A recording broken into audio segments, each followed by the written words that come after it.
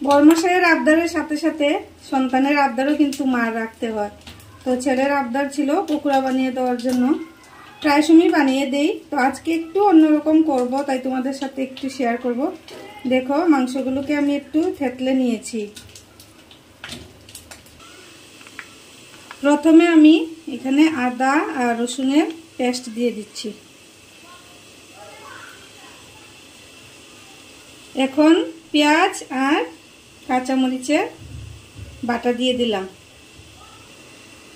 আটা দিয়ে দিলাম পরিমাণ মতো, আমি 1.5 চামচ দিয়েছি, তোমরা পরিমাণ মতো দিবে। কর্নফ্লাওয়ার দিয়ে দিলাম 2 চামচ, ছোট চামচে 1 চামচ হলুদ দিয়ে দিলাম। অল্প পরিমাণে কালারের জন্য একটু শুকনো মরিচের গুঁড়ো দিলাম। স্বাদ মতো লবণ দিয়ে দিলাম। এখন মেখে নেব।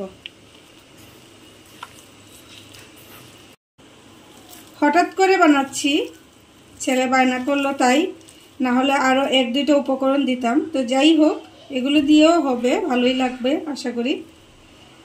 তো দেখো এটা হয়ে গেছে, এখন বড়াগুলো ভেজে নেব।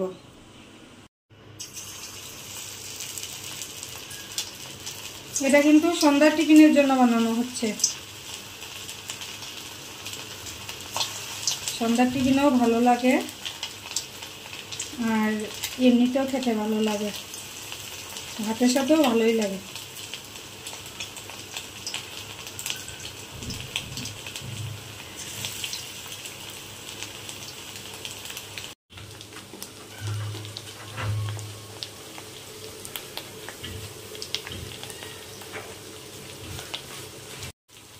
দেখো বড়া মোটামুটি হয়ে গেছে, কিন্তু আমার মনে হচ্ছে যে মাংসটা থেকে তেল বের হচ্ছে।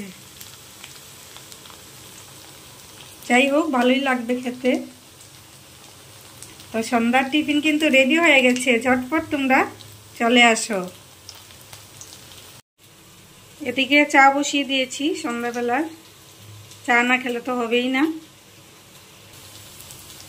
আর পকোড়াগুলিও হয়ে গেছে কিন্তু, এখন নামিয়ে নেব। দেখো দেখো আমাদের শোনো, বদ্দার সাথে দুনো দিচ্ছে কি সুন্দর, আর বদ্দা টিভি দেখে। আর চুটকি কি সুন্দর গুনো।